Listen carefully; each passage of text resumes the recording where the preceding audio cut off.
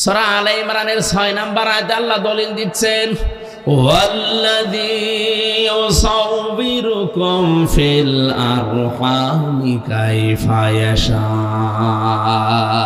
লা ইলাহা ইল্লা হুয়াল আজিজুল হাকীম।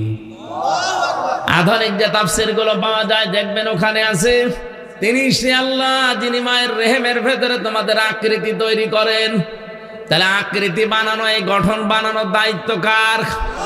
আরো জোরে বলেন কার? কোরআনে কারীম প্রমাণ দিচ্ছে, ফালিয়ানজুরিল ইনসানু মিম্মা খুলিকা মিম্মা দাফিক ইয়াখরুজু মিন বাইনিস সুলবি ওয়াত তারাইব।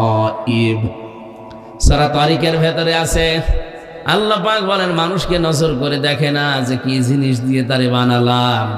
বাবার স্ফলিঙ্গ দিয়ে দ্রুত গতিতে বের হয়ে যাওয়া এক ফোঁটা নাপাক পানি দিয়ে ওর জন্মের উৎস। এটা শরীর থেকে বের হলে শরীর নাপাক হয়ে যায়, গোসল ফরজ হয়ে যায়। পৃথিবীর কোন মার্কেটে দোকানে যার 4 আনাও দাম নেই আছে? কেউ ফ্রি দিলেও নেবে? বলে না কেন?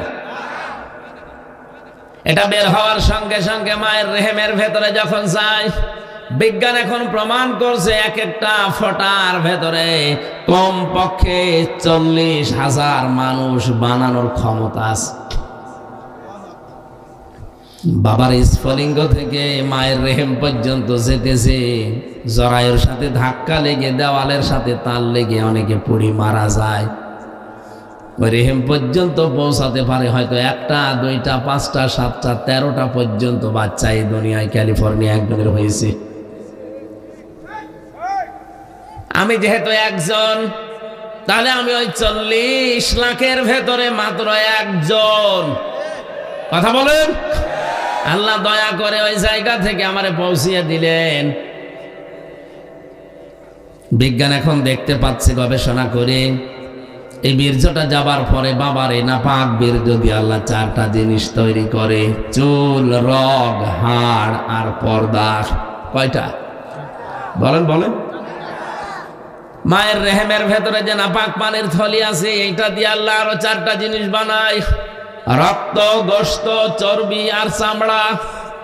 4 8টা জিনিস যখন এক হয়, আল্লাহ পাক বলেন আমার বান্দা আর বান্দি বানাতে আমি আল্লাহ 5টা জিনিস আমার রব নামের খাতিরে দান করি। ওয়াজআলা লাকুমুস সামআ ওয়াল আবসারা ওয়াল আফইদা ইলা আখিরি আয়াত। সূরা নাহাল 14 নম্বর পারার 14 নম্বর পৃষ্ঠার 14 নম্বর লাইনের 78 নম্বর আয়াতের মাঝে আছে, আমি আল্লাহ শ্রবণ শক্তি, দর্শন শক্তি, বাক শক্তি, আকেল শক্তি আর ঘ্রাণ শক্তি, এই 5টা আমার রব নামের কারণে দান করি। দিনাজপুর বসে মগজ যদি থাকে মাথায়, চিন্তা করেন আল্লাহ যদি ওই সময় একটাও কম দিত, আপনি হতেন কিন্তু অপূর্ণাঙ্গ। দর্শন শক্তি যদি আল্লাহ না দিত, আপনি কানা হয়ে দুনিয়ায় আসতেন। কথা বলেন না কেন? অনেক কানা দুনিয়ায় আসে না। আপনি যদি কানা হতেন তখন বুঝতেন কি ঠেলা। কুমিল্লায় একবার খাবার খাচ্ছিলাম, পাশে দেখে এক অন্ধ, বিদ্যুৎ চলে গেল, আমরা হাউমাউ করছি, কোথায়? তাড়াতাড়ি জেনারেটর চালু করেন, কারেন্ট কোথায় গেল? আলো নেই।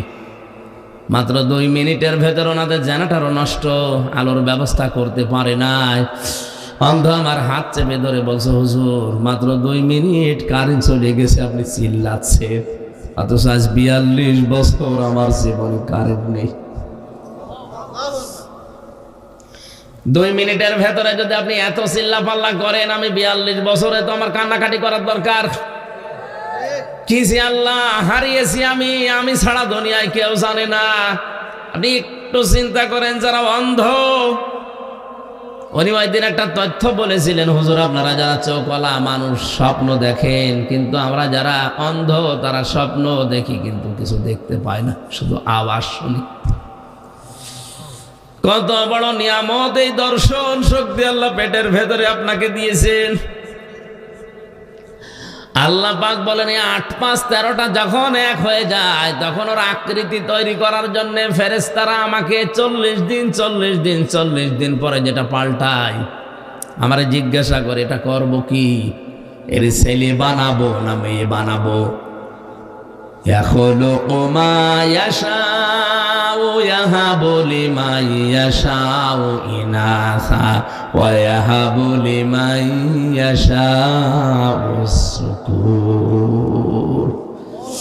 সূরা সূরা ৪৯ নম্বর আয়াতে আছে আল্লাহ পাক বলেন তিনি সৃষ্টি করেন যেভাবে ইচ্ছা, কাউকে মেয়ে কাউকে ছেলে।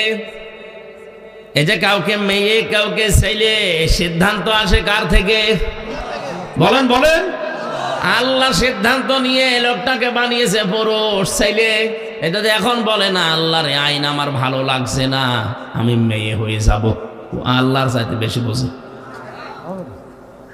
চুয়াডাঙ্গায় আমি প্রথম হাফেজ হওয়ার পরে যেদিন তারাবি পড়ালাম, চুয়াডাঙ্গা শহরের পাশে ভালো আলেম ছিলেন উনি, পেছনে দাঁড়িয়ে আমার তেলাওয়াত ছিল সূরা ইউসুফের আকালা নিসওয়াতুন ফিল মাদিনাতি ইমরাতুল আজিজি। এই আয়াতের পরবর্তীতে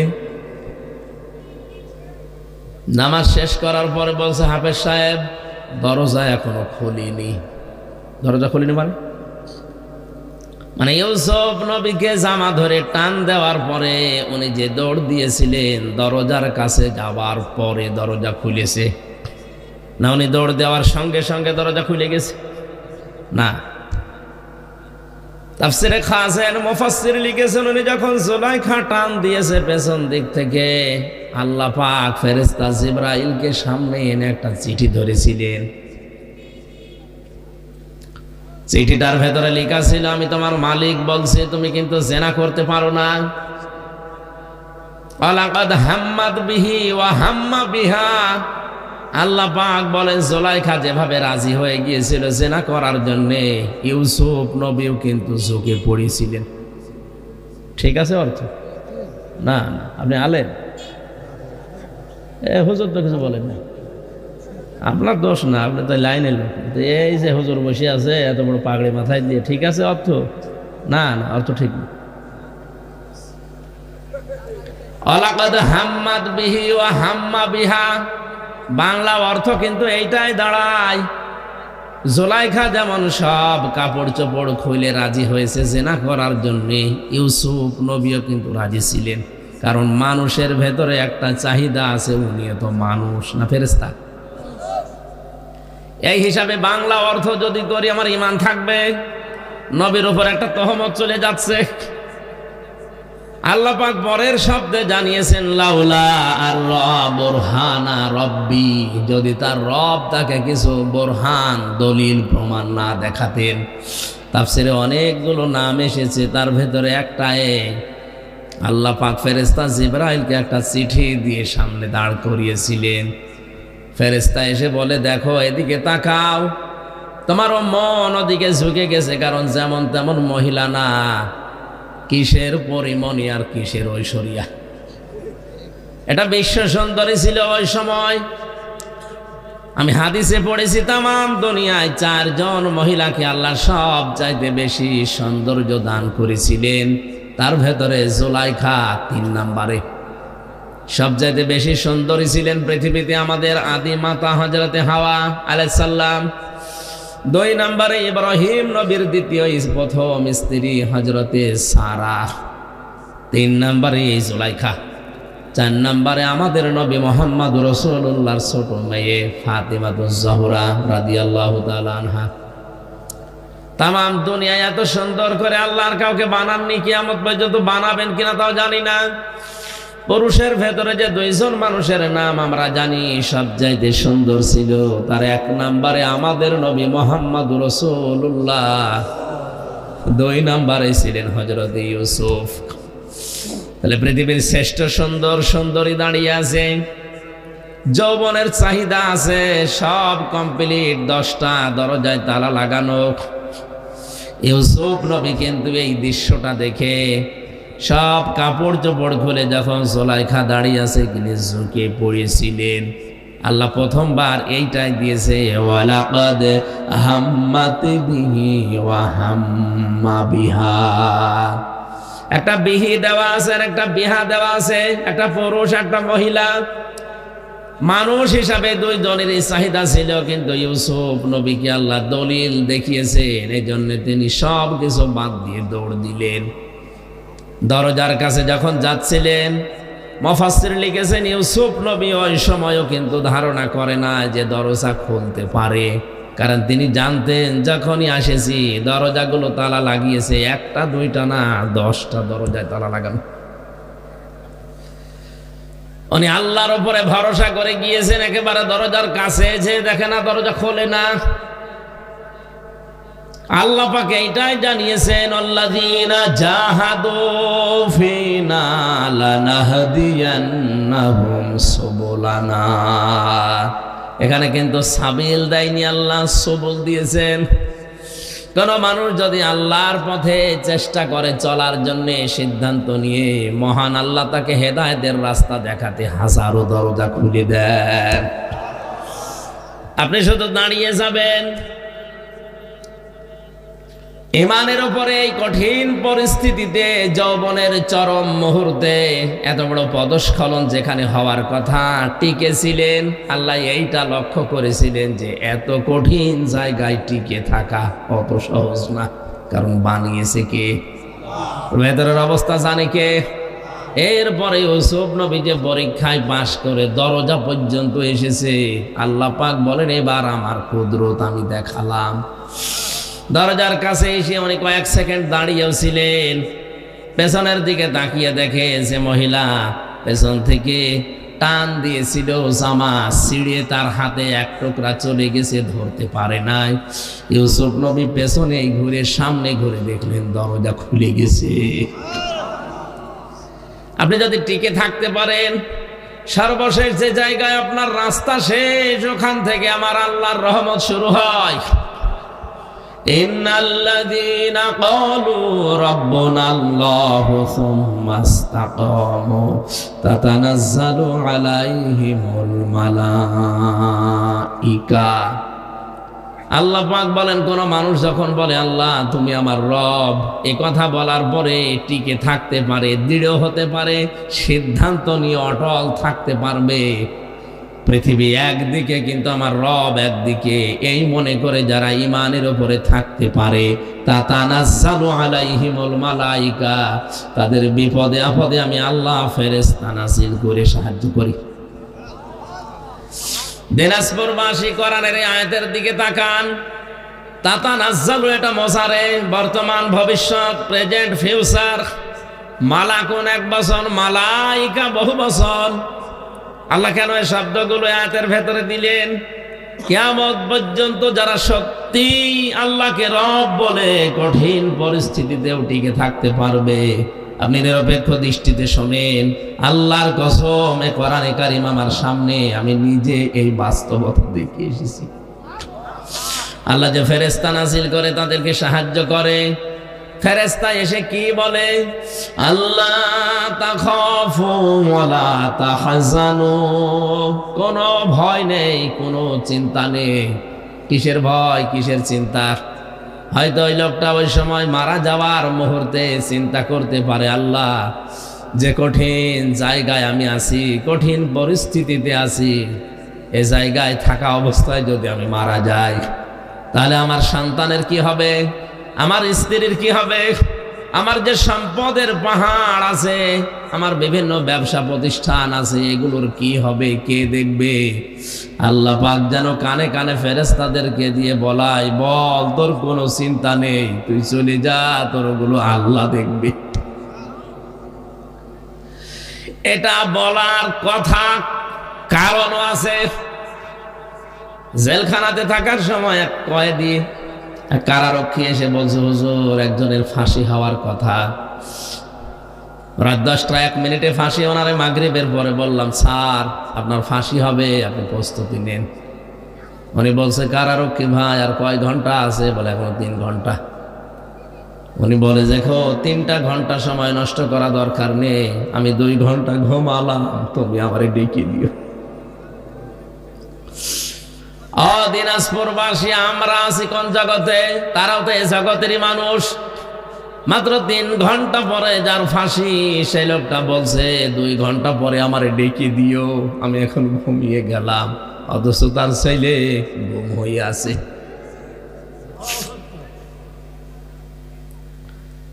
বাংলাদেশে 10 জন যদি ম্যাগনেট থাকে, তার ভেতরে সে একজন। লক্ষ লক্ষ মানুষের কর্মসংস্থান তৈরি করেছে যে লোকটা। মাত্র আর 1 ঘন্টা বাকি আছে, ওর ঘুম আসলো কি করে? কারারক্ষী আমারে কেঁদে কেঁদে এই কথাই বলছিল। ওর বাড়ি মানিকগঞ্জে, তোরা বাড়ি না কি নাম যেন। বলছে হুজুর, এই দৃশ্য দেখে দেখলাম ঠিক লোকটা ঘুমিয়ে গেল, 2 ঘন্টা পরে ডেকে দিলাম। উনি উঠে গোসল করে ওযু করে এশার নামাজ পড়ে, নফল নামাজ পড়ে আমারে বলছে এবার চলেন। নতুন জামা কাপড় পরেছে, মনে হচ্ছে শ্বশুর বাড়ি যাবে। আল্লাহ পাক বলেন ফেরেশতাদের দিয়ে ওর কানের কাছে বলি, তোর কোনো চিন্তা নেই, তোর ছেলে গুম হয়েছে তাতে কি? তোর স্ত্রী আছে, তোর বিভিন্ন ব্যবসা প্রতিষ্ঠান আছে, সব আল্লাহ নিজের কুদরত দিয়ে দেখবে।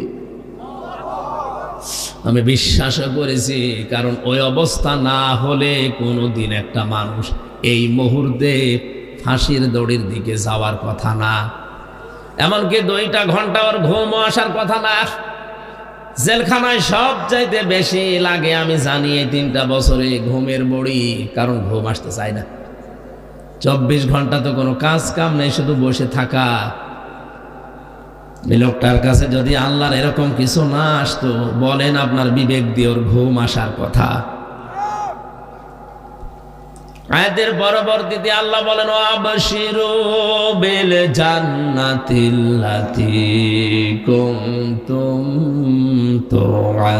তুআদুন। জান্নাতের সুসংবাদ গ্রহণ করো, যার ওয়াদা আল্লাহ তোমাদের সাথে করেছে। দিনাজপুরবাসী, আমি যেটা বোঝানোর জন্য পর্যন্ত এসেছিলাম, হযরতে ইউসুফ নবী কিন্তু চেষ্টা করার পরে আল্লাহর রহমত তিনি পেয়েছেন। কথা বলেন ঠিক কিনা? আর যে মানুষগুলোর নাম দেখলাম, আলেমগুলোর নাম এখানে লেখা আছে। আলেমদের ইবাদত বন্দেগী ওই পর্যায়ে যায় না, এই জন্য আল্লাহর কিছু আমরা দেখতেও পাই না। 3 নম্বরে আলেম বলা হয় তাদেরকে, যে মানুষগুলো আল্লাহর নিষিদ্ধ কাজ থেকে সুযোগ থাকার পরেও বিরত থাকে। এটা আজ অনেক সাধারণ মানুষ না, আলেমদের ভেতরে এটা আমাদের নেই। সুযোগ না পেয়ে ছাড়ে না, সুযোগ পেলে তো আল্লাহর রাস্তায় চালায় না। এটা আলেমের বৈশিষ্ট্য না। আর সুযোগ আছে সব ওকে, পরিবেশ কিন্তু না, আপনি যাবেন না, এইটাই তো আলেম। এদেরকে বলা হয় হক্কানি আলেম, যারা কোরআন নিয়ে গবেষণা করে, আল্লাহর ইবাদতে মনোনিবেশ করে, আল্লাহর নিষিদ্ধ কাজ সুযোগ থাকার পর ছেড়ে দেয়। এই 3টা গুণ যাদের আছে, এরা কি? আরো জোরে বলেন। এরা সাধারণ ভাবে আলেম, কিন্তু হক্কানি আলেম না। হক্কানি আলেম বলা হয় তাদেরকে, যাদের 3টা জায়গায় পাওয়া যায়। ইমাম ইবনে তাইমিয়া এর পরে লিখেছেন, আজ বাংলাদেশের 48,000 দরবার থেকে আওয়াজ আসে যে আমার দরবার হক দরবার, এইটাই হক্কানি দরবার। আরে হক্কানি দরবার হতে হলে হক্কানি আলেম দাবি করলে আপনাকে 3টা জায়গায় পাওয়া যাবে। ইমাম ইবনে তাইমিয়া বলেন, হক্কানি আলেমদেরকে আপনি যদি দেখতে চান, তাহলে কবরে যান, মাটির নিচে পাবেন। কথা বলে না কেন? ইমাম আবু হানিফা কি ছিলেন? হক্কানি আলেম। কি ছিলেন? জেলখানায় 8 বছর জেলে থাকার পরে তাকে বিষ দিয়ে মেরে ফেলেছে। ইমাম মালিক রহমতুল্লাহ আলাইহি 42 দিন রিমান্ডে ছিলেন। তার এই হাত বাহু থেকে ডিসকানেক্ট হয়ে গিয়েছিল, যে পেছনে বেঁধে রাখে হ্যান্ডকাপ দিয়ে। আমিও প্রায় 11 ঘন্টা পেছনে হ্যান্ডকাপ দিয়ে চোখ বেঁধে মাথায় দড়ি দিয়ে টাঙিয়ে রেখেছিল 11 ঘন্টা। দুপুর 2টা থেকে শুরু করে রাত 11টা পর্যন্ত। নামাজও ওই শুধু ইশারায়, কোন জায়গায় যেন নিয়ে গেল কিছুই জানি না। মাঝে মাঝে আওয়াজ আসে, খাড়া হন। কিন্তু খাড়া হয়ে আছে, কারণ মাটিতে আমার পা নেই। বলেন তো, আমি আর যাই হয়ে দেশে একজন পরিচিত মানুষ কিনা? কথা বলে না কেন? আমার নামের আগে অন্তত ভাঙ্গাচোরা একটা আলেম লেখা আছে কিনা? আপনি নিজেও জানেন যে কারণে নিয়ে আসলাম, এই কারণের সাথে কিছুই নেই। কোন কারণে আপনি পেছনে হ্যান্ডকাপ দিয়ে তা ওটা লাগলে আবার হাত কেটে যায়। মাজায় দড়ি দিয়ে মনে হচ্ছে কুকুর শ্রীগাল গরুর গলায় দড়ি দিয়ে নিয়ে যাচ্ছে। আল্লাহ এই দৃশ্য দেখে না, কারণ উনি এখন অন্ধ। হ্যাঁ, 3 নম্বরে হাক্কানি আলেম আমরা জানি মোসাদ্দেদে আল ফেসানি রহমতুল্লাহ আলাইহি। আমি যত হাক্কানি আলেমের জীবনী পড়েছি অধিকাংশ দেখবেন এখন মাটির নিচে। 2 নম্বরে হাক্কানি আলেম পাওয়া যায় জিহাদের ময়দানে, 3 নম্বরে পাওয়া যায় সালেমের জেলখানা।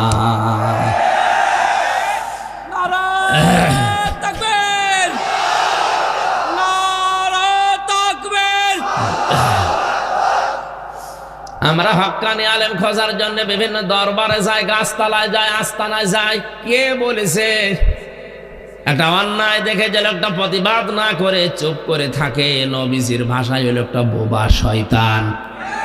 আরো আসতে বলেন।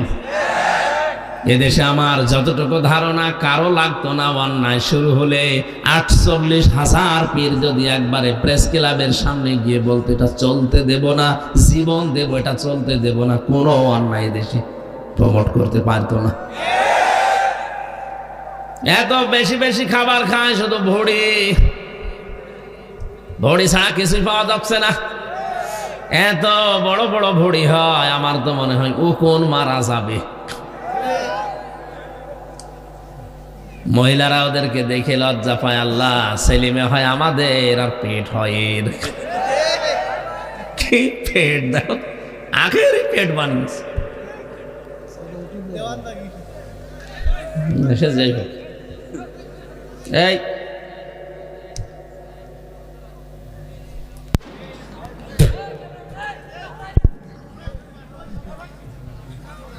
ঠিক আছে। আসলে জ্বরের বড়ি খেয়ে আসলাম তো, গার ভেতরে ঘেমে সব চলে যাচ্ছে। আবার বাতাস করলে তো ঝামেলা, গলা বসে যাবে।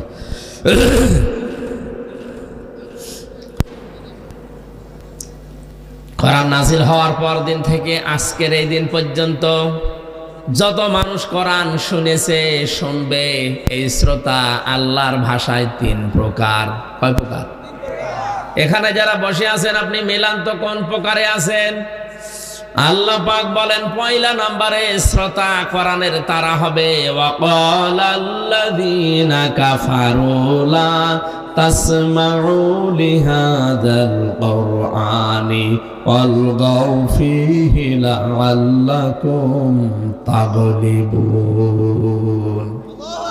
সূরা হামিম সেজদা 24 নম্বর পারা 18 নম্বর পৃষ্ঠার 10 নম্বর লাইনে 26 নম্বর আয়াত। এটা আল্লাহ পাক বলেন, হে নবী, কাফেরেরা কোরআন শুনবে না, শুনতেও দেবে না। যেখানে আয়োজন হবে ওরা হট্টগোল করে, গন্ডগোল করে, বিশৃঙ্খলা সৃষ্টি করে বন্ধ করে দেবে। আর ওরা মনে মনে মানুষকে বলবে কোনো চিন্তা নেই, বন্ধ করো, গালেব হওয়া যাবে। যদি বিজয়ী হতে চাও তাহলে কোরআনের আলোচনা বন্ধ করো, কোরআনের তাফসীর যেখানে হয়টা বন্ধ করে দাও, তাহলে বিজয়ী হবে তোমরা। এই সিদ্ধান্ত কাফেরদের। কাদের? আরো জোরে বলেন, কাদের? কোরআনে কারিমের অনুষ্ঠানগুলো আজ বাংলার বিভিন্ন প্রান্তে যারা বিভিন্ন সোতানাতা ওসিলা দিয়ে বন্ধ করে দিচ্ছেন, আল্লাহর কসম আপনিও কাফের। আপনার নামের আগে যতই মুসলমান লেখা থাক, আর আপনার ওই যে কাঁটা আছে আগা, মনে করছেন আগা কাটা, আমি মুসলমান না। আগা কেটে দিলে মানুষ মুসলমান হয়, তাহলে ছাগল কি ছাগল মুসলমান না? আপনি তো মুসলমান ঠিক ওই ধরনের ছাগলের মতো। তাহলে কোরআনের প্রথম শ্রোতাই হচ্ছে কাফেরেরা। কোরআন শুনলেই বাধা দিত। এখন যদি বলেন না, ও হাজী সাহেবের নামের আগে মোহাম্মদ লেখা আছে, আরে ভাই ও হজ করে এসেছে কাবা শরীফ থেকে, আর কাবার সভাপতি ছিল আবু জেহেল। অত শুধু একবার হজ করে চলে এসেছে, আর ওই ঘরের সভাপতি ছিল।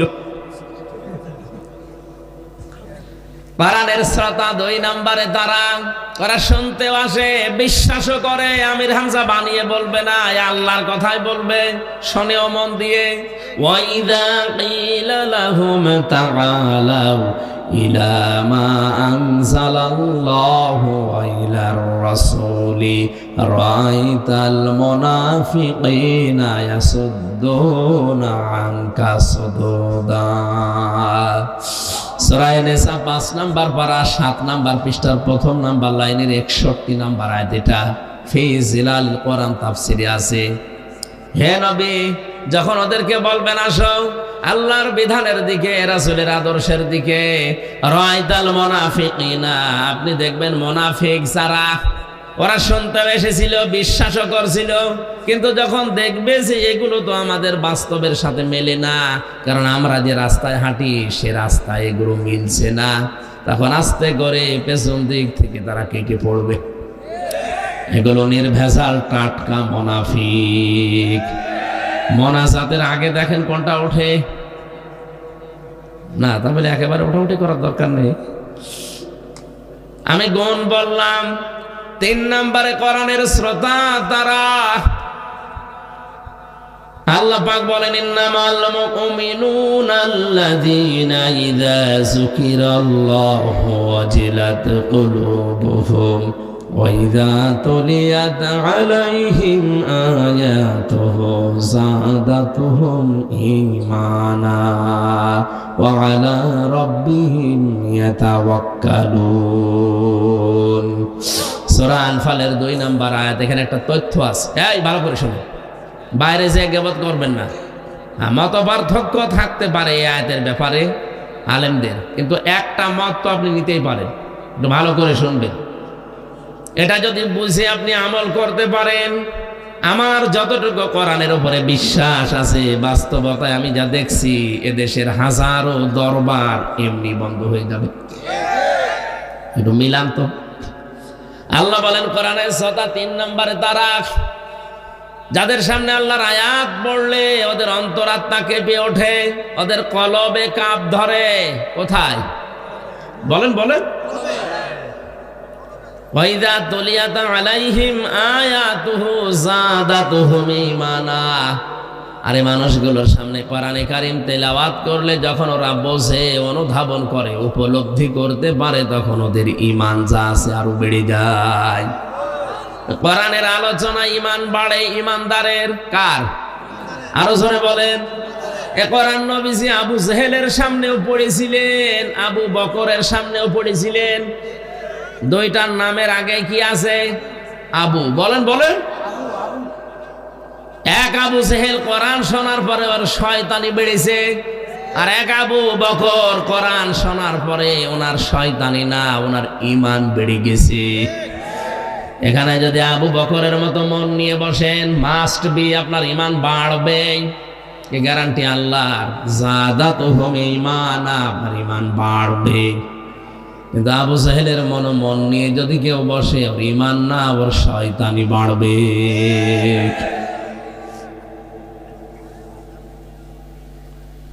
আমরা জানি পৃথিবীতে যদি কাউকে জিনে ধরে, ভূতে ধরে, পরিতে ধরে, আমরা দেখি তাকে সূরা নাস ফালাক আয়াতুল কুরসি পড়ে ফু দিলে চলে যায়। অথচ যে মানুষ কোরআনের দিকে তাকায় না, ওকে আমার আল্লাহ শয়তান বলে ঘোষণা দিয়েছেন। অমাইয়াশু আন যিকরির রহমানি নুকাইয়িদ লাহু শাইতানান ফাহুয়া লাহু করিন। সূরা যুখরুফের ভেতরে আছে 25 পারার 11 পৃষ্ঠার 1ম লাইনে আছে, আল্লাহ পাক বলেন আমার কোরআন থেকে যে লোকটা মুখ ফিরিয়ে নেয়, আমি আল্লাহ ওর পেছনে একটা শয়তান নিযুক্ত করে দেই। ও আর শয়তান তখন পার্থক্য থাকে না, 2টাই এক হয়ে যায়। একটু খেয়াল করেন, শয়তান আল্লাহর বিধান লঙ্ঘন করেছে একটা, কয়টা? বলেন না কেন? কিন্তু আল্লাহর বিধানের বাইরে নতুন করে কোনো আইন বা বিধান ও বানায়নি। আল্লাহ বলেছিলেন সেজদা দে, দেয়নি, এতটুকুই। কথা বলে না কেন? ওকে আল্লাহর আইনের বিরুদ্ধে নতুন করে কোনো আইন বানিয়েছে? বলেন বলেন না। ওর দোষ ছিল একটা, যে মানে নাই আল্লাহর একটা বিধান। এই জন্য আল্লাহকে মারদুদ, শয়তান, রাজিম কত কিছু বলে জান্নাত থেকে দূর করে দিয়েছে। দুইটা জিনিস থেকেও বঞ্চিত, কোনোদিনও ক্ষমা পাবে না, কোনোদিন জান্নাত পাবে না। একটা বিধান শুধু মানে নাই, নতুন করে কোনো কিছু ওই বিধানের বাইরে তৈরি করতে যাবে, করে নাই। কিন্তু যে মানুষ আল্লাহর শ্রেষ্ঠ সৃষ্টি দাবি করার পরে আল্লাহর আইন মানে না, আল্লাহর এগেনস্টে নতুন করে আইন বানিয়ে পরিবার, সমাজ, রাষ্ট্র চালাতে চায়, এটা তো শয়তানের দাদা। জিন শয়তান আয়াতুল কুরসি নাসফালা পড়লে চলে যায়। আর এরকম শয়তান যারা আছে এদেরকে পুরা কোরআন পড়িয়ে ফু দেবেন। সুতরাং আল্লাহর আইনের বিরুদ্ধে যারা আইন বানাচ্ছেন, আল্লাহর কোরআনের এগেনস্টে যারা নতুন নতুন নিয়ম নীতি বানিয়ে দুনিয়ার মানুষকে শান্তি দিতে চান, শান্তি আপনি দিতে পারবেন না, আর অশান্তির দাবানল জ্বলবে। এর একটা প্রমাণ এই শরীফ থেকে শরীফা। আপনি হয়তো টের পাচ্ছেন না কোথায় যাচ্ছে এটা। সকালবেলা একটা লোক বলল আমি শরীফ, বিকালে বলছে না আমার শরীফা মনে হচ্ছে। হ্যাঁ, আপনার মনে হোক, এ পর্যন্ত থাকলেও তো ছিল। এটা যদি রাষ্ট্রীয়ভাবে আপনি কায়েম করে ফেলতে পারেন, সংসদে, হাইকোর্টে যদি এটা পাশ হয়ে যায়, কি হবে বুঝতে পারছেন? ও বিকাল বেলা বলবে আমি তো শরীফা, আমার এই মহিলা হোস্টেলে সিট দেন। এই কথা বলেন, দেওয়া লাগবে। আপনি যদি বলেন না দেব না, আপনার এগেনস্টে মামলা হবে। এখন যে মহিলা হোস্টেলে আপনার মেয়ে আছে, আপনার বোন আছে, আপনার ফুফু আছে, ও যতই শরীফা দাবি করুক না কেন, মাল তো শরীফ, মাল শরীফ না। ওরে যদি ওখানে থাকতে দেন, ও ঠিক থাকবে। একজন প্রশ্ন করছে, হুজুর যুবক যুবতী এক জায়গায় থাকা জায়েজ আছে কিনা? জায়েজ আছে, কিন্তু থাকবেন কি করে? আপনি তো থাকবেন না, থাকবে? যুবক যুবতী এক জায়গায় ঘুমানো জায়েজ আছে কিনা ফতোয়া দেন। ফতোয়া দেব কি? আপনি কি ঘুমাবেন? আপনি ঘুমাবেন? আপনি শরীফ থেকে শরীফা হয়ে মহিলা হোস্টেলে সিট নিয়ে আপনি ঘুমাবেন? পরবর্তী প্রজন্ম যা আসবে সব জারজ আসবে, সূক্ষ্ম ষড়যন্ত্র করে আমাদেরকে লূত আলাইহিস সালামের জামানার ওই জাতির মতো বানাতে অনেকে চেষ্টা চালাচ্ছে। এই সমকামিতারও বলছে না এটা হিজরা। কে বলেছে হিজরা? হিজরা এটা শারীরিক সমস্যা। আর এই সমকামিতা যারা প্রমোট করছেন, এটা কিন্তু আপনার মানসিক সমস্যা, মানসিক বিকৃতি করে ফেলেছেন আপনি। আল্লাহর বিধানের বাইরে নতুন করে বিধান চালু করতে চাচ্ছেন, তার সৃষ্টিকে আপনি পাল্টিয়ে দিতে চাচ্ছেন। অনেকে আজ বিভিন্ন জায়গায় দেখা যাচ্ছে ডাক্তার দিয়ে, অনেক মেয়ে পর্যন্ত সার্জারি করে নিজের শরীরের গঠন পাল্টিয়ে, কোন কায়দায় যেন লজ্জা স্থান পাল্টিয়ে ওরা ছেলে হওয়ার চেষ্টায় আছে। পারবেন না, কিয়ামতের আগে এটা সম্ভব না। কেন সম্ভব না বলেন তো? সূরা আলে ইমরানের 6 নম্বর আয়াতে আল্লাহ দলিল দিচ্ছেন, ওয়াল্লাযী ইউসাউবিরুকুম ফিল আরহামি কাইফা ইয়াশা লা ইলাহা ইল্লা হুয়াল আজিজুল হাকীম। আধুনিক যে তাফসীরগুলো পাওয়া যায় দেখবেন ওখানে আছে, তিনি সে আল্লাহ যিনি মায়ের রেহেমের ভেতরে তোমাদের আকৃতি তৈরি করেন। তাহলে আকৃতি বানানো, এই গঠন বানানোর দায়িত্ব কার? আরো জোরে বলেন কার? কোরআনে কারীম প্রমাণ দিচ্ছে, ফালিয়ানজুরিল ইনসানু মিম্মা খুলিকা মিম্মা দাফিক ইয়াখরুজু মিন বাইনিস সুলবি ওয়াত তারাইব। সূরা তারিকের ভেতরে আছে, আল্লাহ পাক বলেন মানুষকে নজর করে দেখে না যে কি জিনিস দিয়ে তারে বানালাম। বাবার স্ফলিঙ্গ দিয়ে দ্রুত গতিতে বের হয়ে যাওয়া এক ফোঁটা নাপাক পানি দিয়ে ওর জন্মের উৎস। এটা শরীর থেকে বের হলে শরীর নাপাক হয়ে যায়। গোসল ফরজ হয়ে যায়। পৃথিবীর কোন মার্কেটে দোকানে যার 4 আনাও দাম নেই আছে? কেউ ফ্রি দিলেও নেবে? বলে না কেন? এটা বের হওয়ার সঙ্গে সঙ্গে মায়ের রেহেমের ভেতরে যখন যায়, বিজ্ঞান এখন প্রমাণ করছে এক একটা ফোঁটার ভেতরে কম পক্ষে 40,000 মানুষ বানানোর ক্ষমতা আছে। বাবার স্ফলিঙ্গ থেকে মায়ের রেহেম পর্যন্ত যেতেছে, জরায়ুর সাথে ধাক্কা লেগে দেওয়ালের সাথে তাল লেগে অনেকে পুড়ি মারা যায়। ওই রেহেম পর্যন্ত পৌঁছাতে পারে হয়তো 1টা 2টা 5টা 7টা 13টা পর্যন্ত বাচ্চা এই দুনিয়ায় ক্যালিফোর্নিয়া একজনের হয়েছে। আমি যেহেতু একজন, তাহলে আমি ওই 40 লাখের ভেতরে মাত্র একজন। কথা বলেন। আল্লাহ দয়া করে ওই জায়গা থেকে আমারে পৌঁছিয়ে দিলেন। বিজ্ঞান এখন দেখতে পাচ্ছে গবেষণা করে, এই বীর্যটা যাবার পরে বাবার এই নাপাক বীর্য দিয়ে আল্লাহ 4টা জিনিস তৈরি করে, চুল, রগ, হাড় আর পর্দা। কয়টা? বলেন বলেন। মায়ের রেহেমের ভেতরে যে নাপাক পানির থলি আছে, এইটা দিয়ে আল্লাহ আরো 4টা জিনিস বানায়, রক্ত, গোশত, চর্বি আর চামড়া। 4 4 8টা জিনিস যখন এক হয়, আল্লাহ পাক বলেন আমার বান্দা আর বান্দি বানাতে আমি আল্লাহ 5টা জিনিস আমার রব নামের খাতিরে দান করি। وَجَعَلَ لَكُمُ السَّمْعَ وَالْأَبْصَارَ وَالْأَفْئِدَةَ إلى آخر আয়াত। সূরা নাহাল 14 নম্বর পারার 14 নম্বর পৃষ্ঠার 14 নম্বর লাইনের 78 নম্বর আয়াতের মাঝে আছে, আমি আল্লাহ শ্রবণ শক্তি, দর্শন শক্তি, বাক শক্তি, আকেল শক্তি আর ঘ্রাণ শক্তি, এই 5টা আমার রব নামের কারণে দান করি।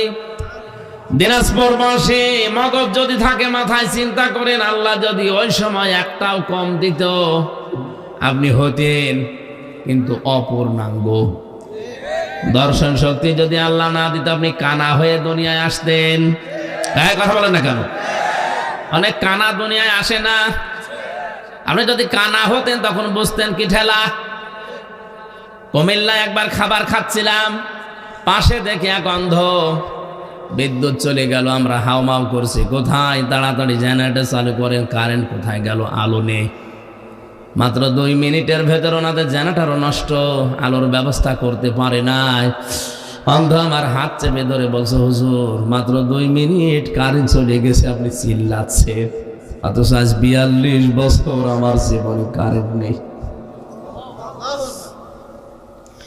2 মিনিটের ভেতরে যদি আপনি এত চিল্লা পাল্লা করেন, আমি 42 বছরে তো আমার কান্নাকাটি করার দরকার কি? যে আল্লাহ হারিয়েছি আমি ছাড়া দুনিয়ায় কেউ জানে না। আপনি একটু চিন্তা করেন, যারা অন্ধ, উনি ওই দিন একটা তথ্য বলেছিলেন, হুজুর আপনারা যারা চোখওয়ালা মানুষ স্বপ্ন দেখেন, কিন্তু আমরা যারা অন্ধ তারা স্বপ্ন দেখি কিন্তু কিছু দেখতে পাই না, শুধু আওয়াজ শুনি। কত বড় নিয়ামত এই দর্শন শক্তি আল্লাহ পেটের ভেতরে আপনাকে দিয়েছেন। আল্লাহ পাক বলেন 8 5 13টা যখন এক হয়ে যায়, তখন ওর আকৃতি তৈরি করার জন্য ফেরেশতারা আমাকে 40 দিন পরে যেটা পাল্টায়, আমারে জিজ্ঞাসা করে এটা করব কি? এর ছেলে বানাবো না মেয়ে বানাবো? ইয়াখলুকু মা ইয়াশাউ ইয়াহাবু লিমান ইয়াশাউ ইনাসা ওয়া ইয়াহাবু লিমান ইয়াশাউ যুকুর। সূরা শুরার 49 নম্বর আয়াতে আছে, আল্লাহ পাক বলেন তিনি সৃষ্টি করেন যেভাবে ইচ্ছা, কাউকে মেয়ে কাউকে ছেলে। এই যে কাউকে মেয়ে কাউকে ছেলে, সিদ্ধান্ত আসে কার থেকে? বলেন বলেন। আল্লাহ সিদ্ধান্ত নিয়ে লোকটাকে বানিয়েছে পুরুষ ছেলে। এটা যে এখন বলে না আল্লাহর আইন আমার ভালো লাগছে না, আমি মেয়ে হয়ে যাব, আল্লাহর চাইতে বেশি বোঝে। সুতরাং পাগলামি যারা করছেন আপনারা থামেন। আপনারা কোন উদ্দেশ্যে করছেন কেউ ধরতে না পারলো, আলেমরা ধরে ফেলেছে। জাতিকে আপনারা আল্লাহর গজবে ফেলার জন্য চেষ্টায় আছেন। লূত নবীর জামানায় এই গোনাটা চালু হওয়ার কারণে আল্লাহ তাদেরকে ধ্বংসই শুধু করেননি, ওই জায়গাটা ডেড সি, মৃত সাগর বানিয়ে দিয়েছে জর্ডানে। এখনো পৃথিবীর ইতিহাসে আছে না নেই? ওখানে কোনো কিছু ডোবে না, সব বেশি থাকে। আপনি নিজে দেখে আসেন। এই গজবের যদি বাংলাদেশেও গ্রাস করে আর চালু হয়ে যায়, আল্লাহর কসম এই সমকামিতার কারণে বাংলাদেশটা আল্লাহ ডুবিয়ে দিতে পারে। এমনিতেই ডোবার ভেতরে আছি আমরা। কক্সবাজারের যে বিশাল সমুদ্র, আমার মনে হয় 50 হাত উঁচু হয়ে যদি একবারে পানি আসে, দেশটা আর খুঁজে পাওয়া যাবে না। তা আপনি কার ভরসায় কাজ করেন? একটু ভয় আসে না মনের ভেতরে?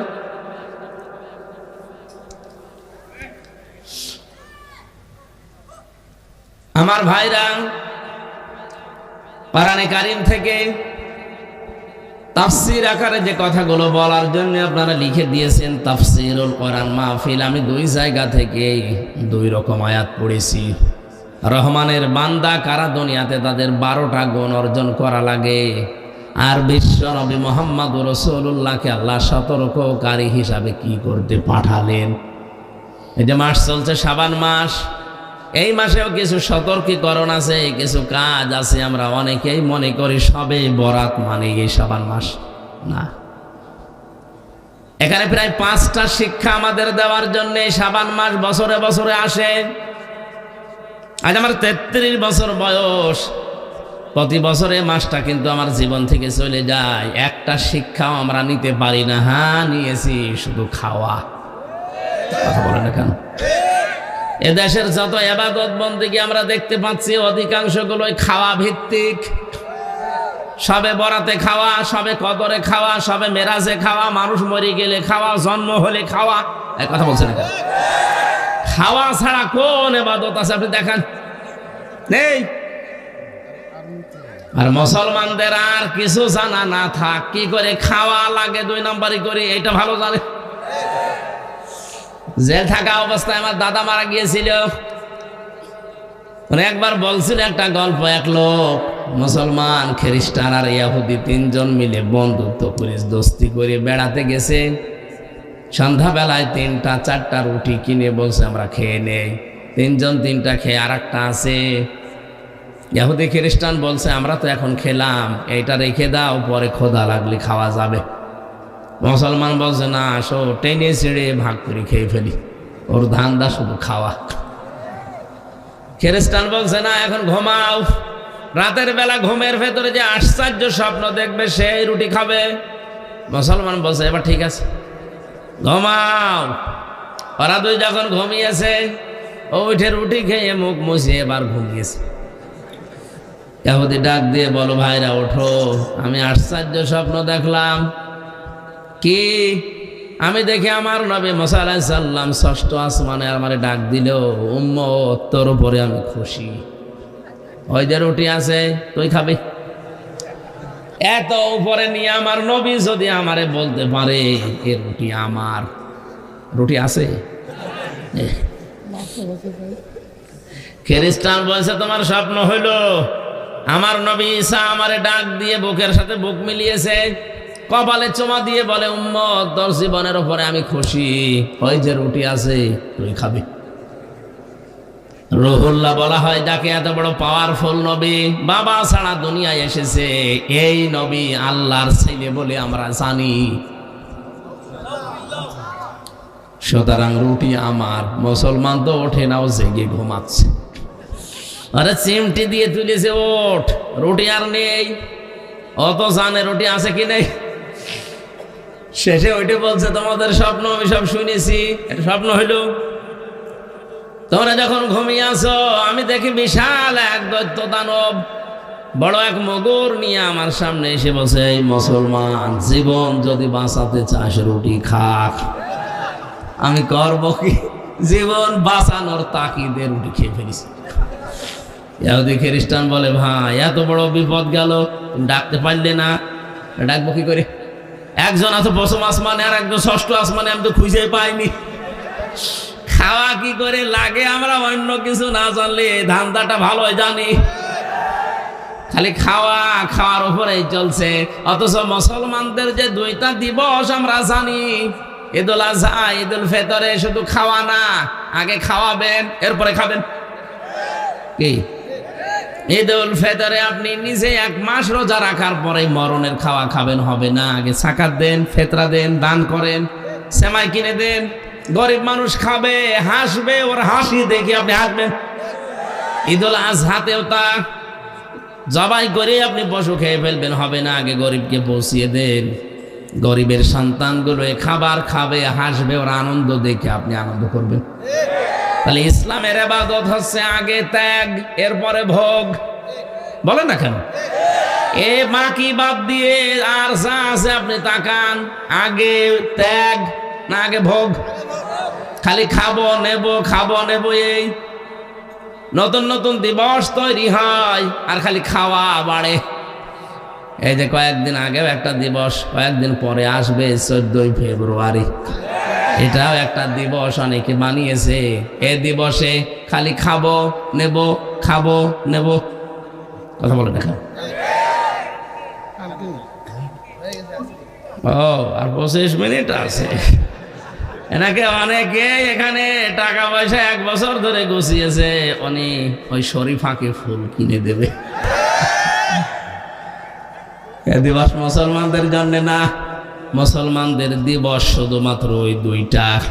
কান খাড়া করে শোনেন, যত বড় গুরুত্বপূর্ণ মানুষ আপনার জীবন থেকে হারিয়ে যাক, সর্বনিম্ন আপনি শোক পালন করবেন 3 দিন। কয়দিন? বলেন। হ্যাঁ, মহিলার যদি স্বামী মারা যায় 4 মাস 10 দিন, সেটা আলাদা। পৃথিবীতে আর যারা যায় হারায়, সে মা হোক, বাবা হোক, ছেলে হোক, মেয়ে হোক, নেতা হোক, যদি হারিয়ে যায়, মারা যায়, তার জন্য শোক পালন করার সর্বোচ্চ কয়দিন? আর আমরা এমন মানুষ হারায়, তার জন্য শোক চলছে, কিয়ামত পর্যন্ত চলবে, তাও শোক শেষ হবে না। কোন জায়গা থেকে আপনি ইসলাম নিয়েছেন? আমি আশা করছি আপনার বিবেকের দরজায় ধাক্কা লাগবে। এরপরেও যদি আপনার কিছুই মনে না হয়, আমার মনে হয় আপনার বিবেকের উপরে কুকুরে পোশাক করেছে। অবশ্য ঠিক আছে, আপনার বিবেকটা খুলবে তো ইনশাআল্লাহ। আল্লাহ রাব্বুল আলামিন 3 নম্বরে যেটা বলতে চেয়েছিলেন, যাদাতহুম ঈমানা, তাদের ঈমান বেড়ে যায়। তাহলে আল্লাহর আইন মানে নাই, কিন্তু নতুন করে আইন আর বানায়নি, এজন্য আল্লাহ তাকে মারদুদ, রাজিম, শয়তান, বের হয়ে যা, দূর হয়ে যা, ক্ষমা পাবি না, জান্নাত পাবি না, এত কথা বলেছে কোরআনে। আর যে মানুষ আল্লাহর আইন মানে না, আল্লাহর আইনের বিরুদ্ধে নতুন করে আইন বানায়, বলেন তো এটা আল্লাহর কাছে শয়তানের চাইতেও খারাপ কিনা? আমি আর নিচে নামলাম না, এরপরেও আপনি না বোঝার ভান করে আছেন, আমি জানি, কিন্তু যারা বোঝার তারা বুঝেছে। আয়াতের মূল শব্দ ছিল কি? অজিলাত কুলুবুহুম। অজিলাত মানে ধাক্কা দেয়, কাঁপন ধরে। কুলুবুহুম তাদের কলব। এই ভালো করে শোনেন, মানুষের কলব আমরা অনেকেই মনে করি বাম স্তনের 2 আঙ্গুল নিচে। এই কারণে পীর সাহেবরা জিকির দিলে বলে ধাক্কা দাও, কি বলে না? এই যে কফ লাম বা কলবুন, কলব শব্দের শাব্দিক অর্থ কোরআনে কারিমে আল্লাহ বিস্তারিত দিয়েছেন। লাহুম কুলুবুন লা ইয়াফকাহুনা বিহা, এটা সূরা আরাফে আছে, 9 নম্বর পারা 13 নম্বর পৃষ্ঠার 2 নম্বর লাইনের 179 নম্বর আয়াতের মাঝে আছে। আল্লাহ বলেন এদের কলব আছে, হৃদয় আছে, কিন্তু চিন্তা নেই। কি নেই? বলেন। এই কোন দিকে তাকিয়ে আছে? কি করা লাগবে? আরে ভাই ঠিক আছে, আমার সব মনে আছে। আগে ভালো করে শোনেন, আমি প্রশ্ন করবো পরে। যদি বলতে না পারেন, আপনি এখানে বসাচ্ছেন।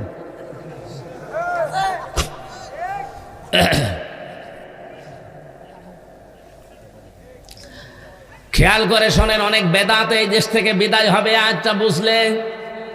আল্লাহ বলেন তাদের কলব আছে, হৃদয় আছে, কিন্তু কোনো চিন্তা নেই, তারা বোঝে না। তাহলে কলবের কাজে আয়াত দ্বারা প্রমাণ কি? চিন্তা করা, বোঝা, কি করা? বলেন বলেন। আমরা যেটা বলেছি বাম স্তনের 2 আঙ্গুল নিচে এটা আছে, এখানে যদি আপনি ধাক্কা দেন তাহলে পরিষ্কার হবে, আপনি ভালো হয়ে যাবেন। হাদিস বলা হয় এখান থেকে দলিল দিয়ে, আলা ইন্না ফিল জাসাদি মুদগাতুন ইদা সালুহাত সালুহাল জাসাদু ওয়া ইদা ফাসাদাত ফাসাদাল জাসাদু আলা ওয়া হিয়াল কলব। নবীজি বলেন সাবধান, জেনে রাখো প্রতিটি মানুষের শরীরের ভেতরে একটা গোস্তের টুকরা আছে। আমি আলেমদেরকে বলছি আলা ইন্না ফিল জাসাদি, নবীজি কিন্তু আলা ইন্না ফিল সদরি দেয়নি, দিয়েছে যে বুকের ভেতরে, আলা ইন্না ফি সিররি মাথার ভেতরে। কোন জায়গার নাম নবীজি নির্ধারিত করেননি, বলেছে এই মানব শরীরের ভেতরে। মাথা কি শরীরের অংশ না? বুকটা শরীরের অংশ না? কথা বলেন। আমার 3.5 হাত বডি শরীরের অংশ, তাহলে এর ভেতরে কোন জায়গায় আছে যে গোস্তের টুকরাটা ভালো হলে মানুষ ভালো হয়ে যায়, খারাপ হলে মানুষ খারাপ হয়ে যায়। আলা জেনে রাখো ওয়াহিয়াল কলব, ওই গোস্তের টুকরার নাম হচ্ছে কলব। নাম কি? তাহলে নবীর হাদিস থেকে, আল্লাহর আয়াত থেকে কি বোঝা গেল? এটা আমার কোন জায়গায় আছে নবীজি নির্ধারিত করে বলেন না যে মাথায় আছে, বুকে আছে, পেটে আছে, না এটা বলেননি। আপনি হাদিসের ব্যাখ্যা পড়েন, পাবেন না। উনি বলেছে শরীরের ভেতরে। এখন যে শব্দটা নবীজি দিলেন আলা ইন্না ফিল জাসাদে মুদগাতুন, কি দিয়েছেন? মুদগা কাকে বলা হয়?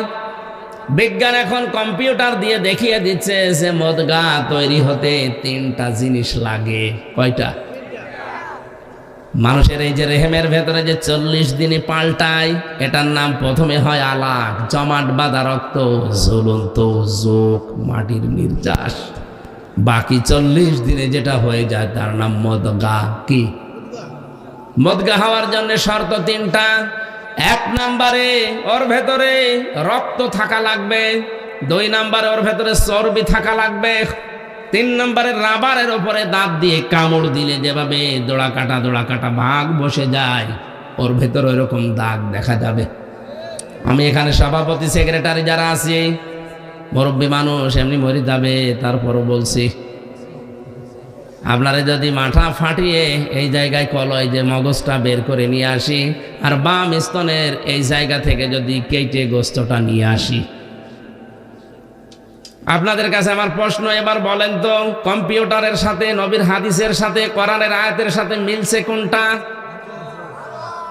আপনি মগজের ভেতরে দেখবেন দোড়া কাটা ভাব আছে, ওর ভেতরে রক্ত আছে, ওর ভেতরে চর্বি আছে। এক কথা বলছেন না? শুধু এইটাই না, মাথার ভেতরে 36টা জিনিস দেওয়া আছে। এর সামনে যেটা ফ্রন্টাল লব, অক্সিপিটাল লব, কম্পিউটার থাকলে আপনার এখানে আমি একেবারে হাতে কলমে দেখিয়ে বুঝিয়ে দিতে পারতাম। আপনি তারপরেও দেখবেন মানব দেহের এই যে বিভিন্ন জায়গায় যে জয়েন্টগুলো আছে, মাথার মগজ নিয়ে সব নিচে দেখতে পারবেন। কলবের কাজ চিন্তা করা। আল্লাহর নবীর ভাষায়ও এটা যদি খারাপ হয়ে যায় মানুষ খারাপ হয়। এবার আপনার বিবেক দিয়ে বলেন, মানুষ কি চিন্তা করে বুক দিয়ে না মাথা দিয়ে? বলেন বলেন। সবগুলোই তো মিলছে এই জায়গায়। হ্যাঁ, যদিও আলেমদের মতভেদ আছে এটা নিয়ে, কিন্তু মিলছে তো আমি দেখছি এই জায়গায়। তা আপনি যে বললেন বাম স্তনের 2 আঙ্গুল নিচে ধাক্কা মার, ওটা পরিষ্কার হবে, জিনিস তো ওখানে নেই, বুক ব্যথা হবে।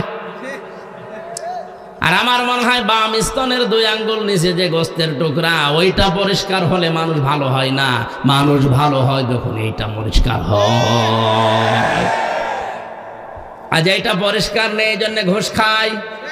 এইটা পরিষ্কার নেই, এই জন্য জেনা করে। এইটা পরিষ্কার নেই, এই জন্য আল্লাহর বিরুদ্ধে আইন বানায়। এইটা পরিষ্কার থাকলে জীবনের কাজ করতে পারতো না। কোরআনের শ্রোতা 3 নম্বরে দ্বারা যারা কলব ধাক্কা দেয়, ঝালঝালা পয়দা হয়, শরীরের পশমগুলো খাড়া হয়ে যায়।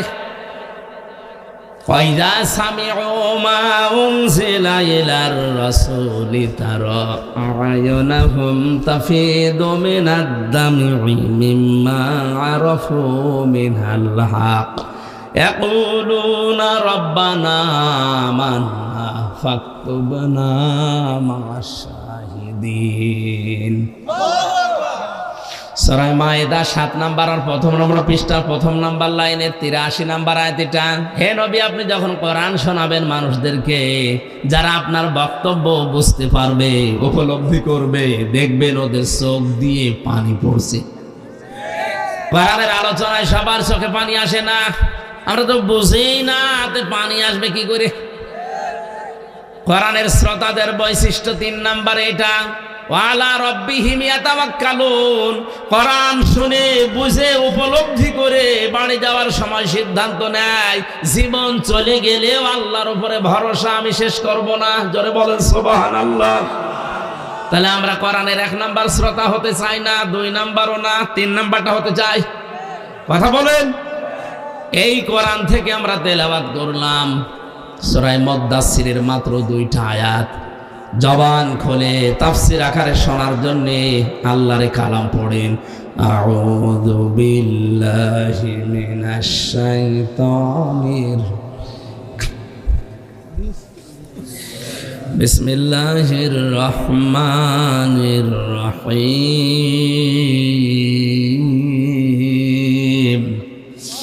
ইয়া আইয়ুহাল মুদ্দাসসির কুম ফাআনযির। এ পর্যন্ত থাক। সূরা মুদ্দাসসির 56টা আয়াত আছে, 2টা রুকু আছে, মাত্র 2টা আয়াত পড়েছি। মক্কায় নাজিল হয়েছে এটা। কোন আয়াত থেকে কেউ যদি কথা শুনতে চায় 5টা বিষয় খেয়াল করা লাগে। তার শুদ্ধ তেলাওয়াত, মাতৃভাষায় অর্থ, ঐতিহাসিক প্রেক্ষাপট, বাস্তব ব্যাখ্যা আর মূল শিক্ষা নিয়ে বাড়ি যাওয়া। কয়টা? তাফসীরে ফি জিলালিল কোরআনের ভূমিকায় 5টা লেখা আছে। যে কোনো আয়াত থেকে কথা তাফসীর শুনতে হলে প্রথমে তেলাওয়াত করবেন শুদ্ধভাবে। আমরা অন্তত যতটুকু চেষ্টা করি পড়েছি। মাতৃভাষায় অর্থ হচ্ছে, হে বস্ত্র আবৃত ব্যক্তি, দাঁড়ান, মানুষদেরকে সতর্কবাণী শোনান। ঐতিহাসিক প্রেক্ষাপটের ভেতরে পেয়েছি বিশ্বনবী সর্বপ্রথম 5টা আয়াত পেয়েছিলেন 40 বছর বয়সে। কয়টা? এখান থেকে একটা শিক্ষা আছে, জ্ঞানী মানুষ যারা আছেন তারা খেয়াল করেন। ফেরেশতা জিবরাইল এসে সর্বপ্রথম তাকে বলেছিলেন ইকরা ইকরা ইকরা। উনি 3 বার বলেছিলেন মা আনা বিকারি, আমি পড়তে পারি না। বলেছিলেন না? বলেন বলেন, কেন বললেন? 3 বার ওনাকে বুকে চাপ দিয়েই বলেছে পড়ো। উনি বলছেন আমি পড়তে পারি না। কেন পড়তে পারেন না? 4র্থবার যখন বললেন ইকরা বিসমি রাব্বিকাল্লাযী খালাক, নবীজি কিন্তু তখন পড়া আরম্ভ করেছিলেন। প্রশ্ন করলেন জিবরাইল, এতক্ষণ পর্যন্ত কেন তুমি এ কথা আমারে বললে না যে পড়া লাগবে কার নামে? তুমি খালি প্রথম থেকেই বলছো পড়ো পড়ো। তো কি পড়বো, কার নামে পড়বো? যখনই বললেন রবের নামে পড়ো, আমি পড়া আরম্ভ করেছি। শুধু আরম্ভ করিনি, 5টা আয়াত তোমার সাথে পড়েছি। এখান থেকে উম্মতদেরকে শিক্ষা দিতে চাইলেন, পৃথিবীর উম্মতেরা পড়তে বললেই পড়া যাবে না, পড়া দেখা লাগবে ওটা রবের নামে পড়া হচ্ছে কিনা। আজ আমাদের সিলেবাস গুলোর দিকে তাকান তো, রবের নামে পড়া আছে। আরো যেগুলো ছিল তুলে দিয়ে এমন এমন দৃশ্য যেখানে দিয়ে দিয়েছে, আপনার একবারও কি চিন্তা আসে না? বিশ্বনবী নবুয়ত পাওয়ার 1ম নাম্বারে শিক্ষা দিলেন উম্মতেরা পড়া পড়লেই হবে না, রবের নামে পড়তে হবে। রবের নামে না পড়লে মানুষ যে শিক্ষিত হয় কিন্তু জানোয়ার হয়, তার প্রমাণ আমি নিজে দেখেছি। এ চোখে দেখলাম একজন ওযু করছে, 5.5 বছর 6 বছরের ছেলে পায়ে পানি ঢেলে দিচ্ছে। ছাত্র ওস্তাদের পায়ে, শিক্ষকের পায়ে ময়লা আছে, এই জন্য ছোট্ট হাত দিয়ে পরিষ্কার করে দিচ্ছে পানি ঢেলে। আমি এইটাও দেখেছি এই চোখে। ভার্সিটিতে ক্লাস চলছে, শিক্ষককে ছাত্র জুতা দিয়ে পিটাচ্ছে। যে শালা তোরে মেরেই ফেলবো। শিক্ষক বলছে বাবা তুই আমারে মাফ কর, জীবনে আর ক্লাস নেব না। বলছে না শালা তোরে আমি দায়িত্ব দিলাম, তুই করলি না, তোরে মেরেই ফেলবো। এটাও ছাত্র ওইটাও ছাত্র, কথা বলেন না কেন? এটা কেবল শুরু করেছে, এ মানুষের মতো মানুষ হচ্ছে কারণে পড়েছে ইকরা বিসমি রাব্বিকাল্লাযী খালাক। ও পড়েছে কার নামে? আরো জোরে। আর ওইটা মাস্টার্স করার পরেও জানোয়ার হয়ে গেছে। কোরআনের শিক্ষা যাদের ভেতরে নেই ওরা যে জানোয়ার আমি নিজে দেখে এসেছি। আপনি মনে করছেন 33 বছর বয়স আর কি দেখেছেন, কি দেখেছে আপনি টের পাচ্ছেন না। বাস্তবে এমন এমন মানুষের সাথে সময় কাটিয়েছি ওগুলো মানুষ বললে গোনা হবে। সর্বোচ্চ বিদ্যাপীঠ থেকে মাস্টার্স করে এসে ওই জায়গায় ওই চেয়ারে বসা, কিন্তু মানুষের সাথে এমন আচরণ করে, আমার নিজের সাথে যদি এটা করে এই লোকটারে ধরলে কি করতো? অথচ লোকটা মাস্টার্স করা। কোরআনের শিক্ষা রবের শিক্ষা নেই, এজন্য মানুষের পরিবর্তে হয়ে গেছে শিক্ষিত শয়তান। না এটা ওস্তাদকে কেউ জোতা দিয়ে পিটাতে পারে? নবীর এই শিক্ষা আমরা যদি উম্মত হিসাবে নিতে না পারি, আগামীতে আপনি যে প্রজন্ম রেখে যাচ্ছেন ওটা আপনার জন্য রব্বির হামহুমা কামা রব্বায়ানি সাগীরা দূরের কথা, কবরের পাশে এসে দাঁড়িয়ে প্রসাব করবে।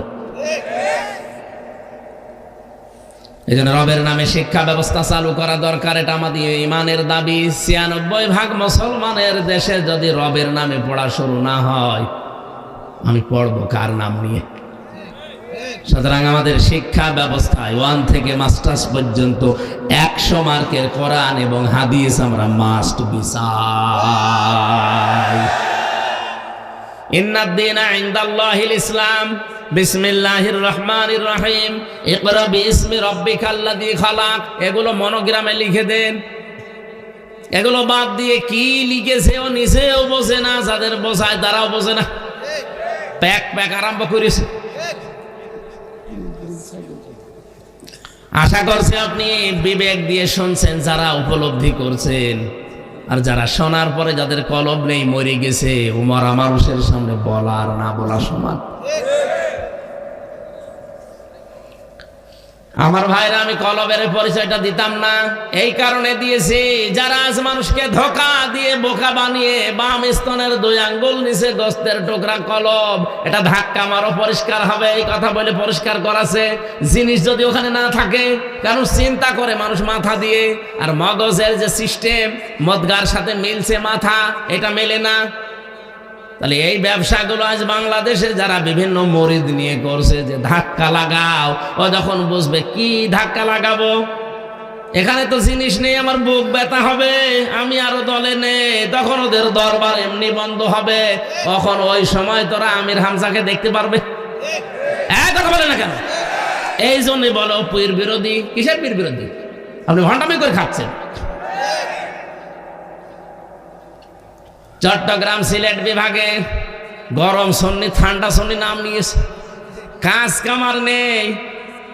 আমার স্টেজে কত আলেম বসে থাকে, তারা ভুল ধরতে পারে না। ওর নামের আগে পীরে কামেল লেখা আছে, ও ভুল ধরে বসে আছে। ওর পেটে বোম মারলে অর্থনীতি কারে বলে ইসলামী, ও বলতে পারে না। 48,000-এর উপরে পীর। আমি অহংকার করে বলছি না, আল্লাহর কসম আমি অহংকার করে বলছি না। 48,000 পীর আছে দেশে, হাতে গোনা কয়েকটা বাদ দিয়ে ইসলামী অর্থনীতির যে নিয়ম নীতিগুলো আছে 27টার উপরে যদি কেউ বলতে পারে, আমি বলে দেবো।